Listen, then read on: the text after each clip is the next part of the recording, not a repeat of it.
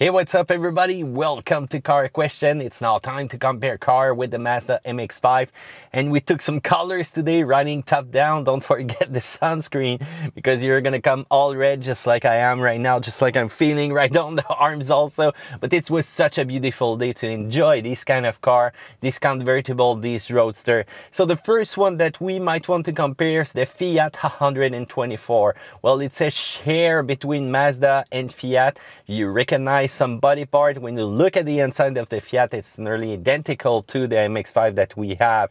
But on the minus side, you've got some vibration of the engine. You've got also the sound system that you might change channel if you change the gear. That's nearly the same thing as in the Mazda right now, with the disposition of the command right here on the center console. So when you're going to shift from first to second or 3 to 4th gear, well, if you hit that, you're going to change probably your favorite song. You've got the same thing missing as in the MX-5, storage compartment, the glove box, sorry, you don't have any, and some small storage space for the little thing. On the plus side though, it's an easy top to open or close. You don't have any hard top version, just like you're gonna find in the MX-5 RF. So it's a soft top. You just unplug it, you pull it back, and there you go, it's already done. The fuel efficiency is really great with that engine. You've got that exotic look, which is gonna remember you the Fiat 124 back in the old days. The suspension is well balanced, and the price is a little bit better when you compare it to the MX-5, but still the road handling, it's not really the same. But when you go for the Hubbard version though, this is really a fun car to roll and also to hear. Ah man, this is a big face-off right now. Which one do you choose? I might go with the MX-5 for its global experience, the reliability. Also, Fiat need to make it proof, and the resale value is going to be also a lot better. And I so much enjoy the RF version that we have with the hardtop right now, so this is a big plus. So that sums it. You don't have any other comparo when it comes to those little roadster convertible car. Accessible. I know there's a lot of convertible out there, but anyway, if you love this kind of setting though, with the engine placed like this, you might think about the Subaru BRZ, which is the same configuration but with a famous boxer engine, but still a rear wheel drive car. I know there's no convertible. It could be a great add-on to the BRZ lineup right now. The thing that you have to note is missing some punch. When you're gonna accelerate, well, you don't feel a lot coming out of the engine. Subaru has the capacity to put a real strong engine in that. Same thing also for the Toyota 86. Turbo, bring it on, why not? But you can still be able to get this car at a good price. If the convertible is not your thing, but you like the roadster style, well, go for it. It's perfect to learn how a car handles on a track without any assistant. That is so cool for those cars. You've got the Toyota 86, which is exactly the same thing but with a different shell, except for a few suspension tune-up, a few equipment inside the car.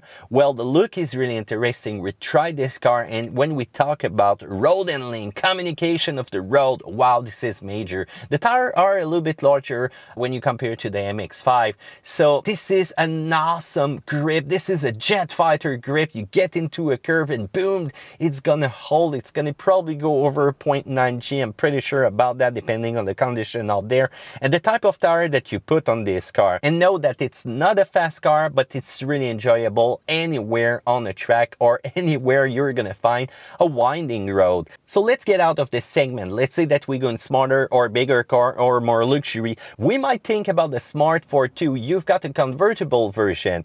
On the downside though, the engine is not that powerful. Fuel efficiency is kind of low. The distance to brake are also very long. I don't know what's happening with those little cars, but on the plus side, this is really a city car. Maneuverability is impressive with that car. It can go anywhere in ultra tight spot, no problem with that. It's not that ugly if you like a different look. You've got also the convertible top, which is really original, which is going to give you a great look. The Volkswagen Beetle, when we rolled during the weekend, I saw so many of those. On the downside, well, the seat in the rear is not that great. You have to know that it's not a Golf Cabrio. Back in the old days, those ones were selling like hot breads. And there is so many old ones out there also right now.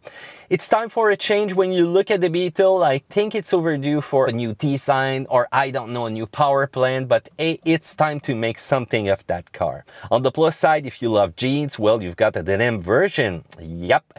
And you've got still that old school look that you can add to the Beetle with those hubcap right there on the wheels. Yep. That's really a strange car that you can personalize in this kind of way. So if you love the retro style, and if you want to own an affordable car, you might think about the Beetle. The Mini Cooper is also one that you can get in convertible version. The suspension is a little bit firm though. If you've got some roads with some potholes ahead of you, that's not the best car. It's also high price, so if you add more and more options, get ready. The final price is going to be a little bit high. And the reliability still needs to be improved when you check Mini. I think they need to work on that. Right now it's going great though with the new engine, with the new redesign that they did, but still we need time. On the plus side, you've got a great engine, strong and fun to drive. Personalization of the car, let's say that you love to have a flag somewhere on the hood, some stripes, you love some additions, some nice seat, name it. You can have anything right now with Mini personalization. The look is very unique also, and that's a great thing. You've got the Nissan Z, which is an incredible roadster also, but much more pricey than what we have right now. You've got some big blind spot. We talk about some default of the MX-5s that were the blind spot when you look over your shoulder thanks to the blind spot monitoring system. Well, in the Z, it's even worse. You've got some noisy tire also, and the look is getting old over time. Nissan needs to make some change, and it won't happen for 2018. On a positive note though, the 3.5 is probably one of the best engine out there. Reliable, strong, torquey, name it. You've got a good price for what you're gonna have when you choose the Nissan Z. The Chevrolet Camaro is one that you can get also in a convertible version. Visibility is an issue though. In the front, on the side, in the rear, name it, it's not a strong port. The trunk accessibility is also not that great, and the seats are kind of restraining for the rear section. Positive point? Well, it's predictable. The engine is kind of strong, and you're gonna get a lot of road grip.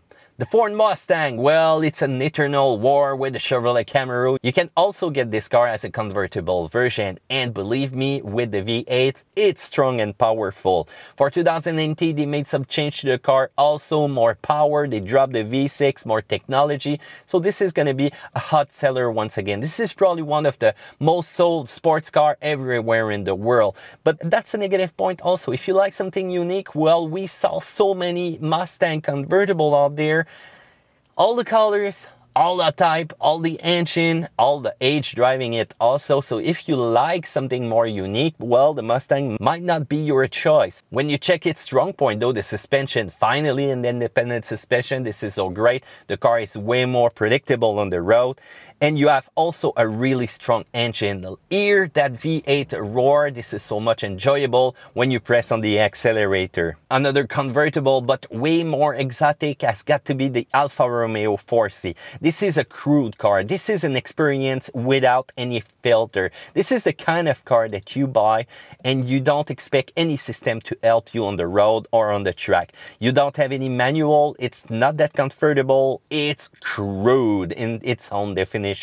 But it's exotic, it's fast, it's always interesting to get this kind of car on the track. It's bring you back to basic. And how about this engine sonority, which is, wow, impressive. You've got the Porsche 718 Boxster or Cayman. Only one word comes to my mind, and it's wow. I really love this car. Porsche won the bet of the 4-cylinder engine. Even if it's not the same sound as in the past, it's not that bad. And if you add any option that you will find on the list, sure, you're gonna get a unique car, but hey, it's gonna get pricey. On the plus side, this is a race car. The 4-cylinder is even more powerful than the 6-cylinder. The boost control button is really cool. You're on the track, you press and boom, a little bit of overboost for a short blast of second, and you get that Porsche smell inside the car. That's what I like. You've got the Audi TT RS. The all-wheel drive is cool, but less fun than a rear-wheel drive car. The suspension's a little bit harsh. 5-cylinder, but not 6-cylinder.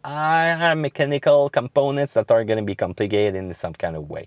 On the plus side, though, it's ultra fast. The all-wheel drive is perfect for every season, but who wants to bring out a convertible in the winter? I'm not sure about that. The sonority is also a music to the ear. There is so many other cars that come in convertible version. You've got the Corvette, the Porsche 911, the Mercedes C43, the Jaguar F-Type. Wow, this is a cool car. The BMW M4, the Audi S5, and there's a lot of other cars that you can choose to enjoy the summer out there. So how about our MX-5? Well, this is a cool car to drive with the RF version that we have.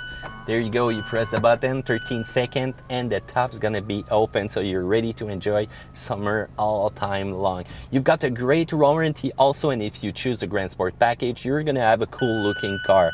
There you go, the top is complete, it's fully open. So right now, I want to know what you think, guys. Feel free to go in the comment section. Do you think that we missed something?